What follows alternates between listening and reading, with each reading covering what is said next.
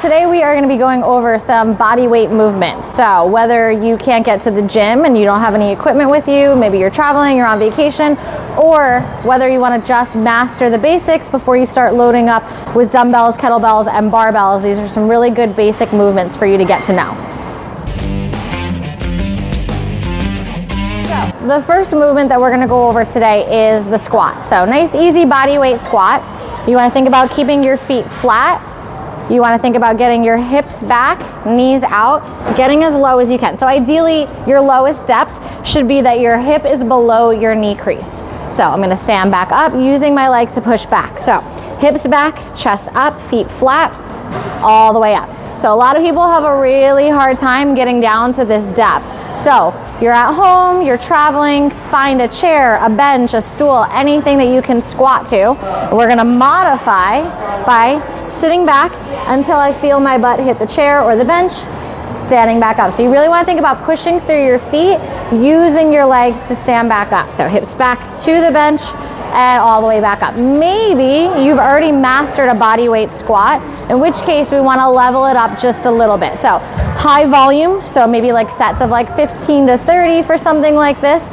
Slow tempo will make it a little bit harder. So maybe adding in like a 3 count on the way down. So I'm going 3, 2, 1, and up, makes it a little bit harder. Or a really awesome way is 1 1/4 squat. So I'm gonna go all the way down, quarter of the way up, all the way back down, and then complete all the way at the top. So those will definitely get a little bit harder as you go. So the next movement that we're going to go over are lunges. So lunges are awesome because you can do them in any way. You can hit almost any part of your leg muscles and you don't necessarily need anything for it. So you can do a forward lunge, which would be a quad dominant lunge, a reverse lunge, which would be a glute dominant. So big steps back on this, leaning forward. You can also throw in lateral movements. So a Cossack squat, you would step out to the side, sitting back, getting as low as you can, stepping together, and repeat on each side.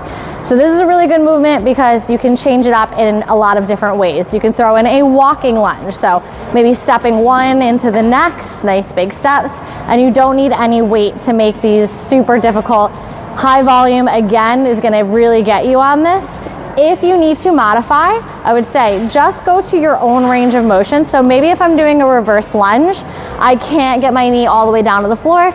That's totally fine. You're just gonna do that movement within your own range until you feel comfortable enough to get your knee down to the floor.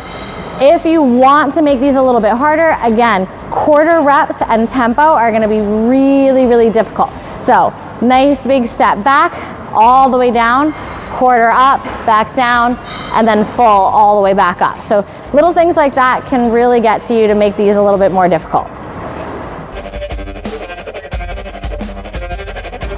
The other lower body movement that we're gonna go over today is a split squat. So a split squat is a stagnant movement. You're gonna find your proper foot position and you're gonna stay in that position rather than stepping into a lunge. So you can hit your quads on this or you can hit your glutes on this. So a quad dominant split squat would be focusing on your knee going forward of your toe. So finding that standard position here, focusing on pushing my knee all the way forward, driving off the heel to come right back up. So my feet don't move from here, knee goes forward, knee goes back. Again, you can add in some slow tempo. So 3, 2, 1, and up. You can add in some quarter reps. So all the way down, quarter up, all the way down and back up, and that will get super spicy. The other variation of split squats that we're gonna go over is the glute dominant one. So a Bulgarian split squat or a rear foot elevated split squat. So I'm gonna take one foot, bring it back to a sturdy chair or bench, hop the other foot forward. From here, focusing on pushing that knee back toward the bench, maybe a slight lean forward over that front foot, driving off the heel to come back up. So if that feels a little bit easy, you can add in some slow tempo, going nice and slow on the way down, fast on the way up, or some quarter reps. So all the way down, quarter up, all the way back down, and extend. So moving on to some upper body weight movements that we're gonna go over. We've got dips. So you can do dips in a couple of different ways. Ideally, you're gonna have a bench or a chair that's not gonna move, or you can even do it on a set of stairs at home. So first variation, hands on your sturdy surface, feet nice and flat on the floor. You can use your legs a little bit here. Squeezing the elbows toward each other, come down as low as you can, and then push straight back up. So staying nice and close to the bench, making sure I'm not sliding away. Try to stay nice and upright. If I want to make this a little bit harder, I'm going to take my legs out straight, put a little bit more of my weight into my arms. And again, if I want to make it harder, nice and slow on the way down, fast on the way up. You can add in some quarter reps here. So down, quarter, down, and full extension.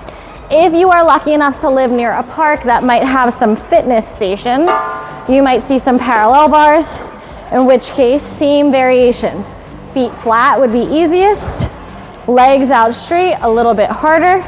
You can take your toes behind you, lean into your arms, and then if that feels pretty easy, feet up, lean forward, making sure that you're coming down to about 90 degrees on that.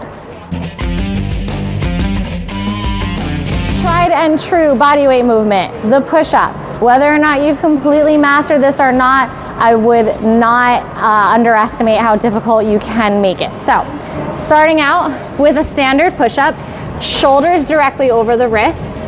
I want to tighten my core so that my hips aren't sagging down. I'm going to bend the elbows, chest all the way to the floor, making sure my legs do not touch, and pushing back up. So you can go wide on these, you can go narrow on these, you can vary it up just a little bit. If you cannot do a standard push-up, knees are always a good modification. So making sure you're getting nice and low to the floor and you're not bending at the hip. So I don't want my butt in the air.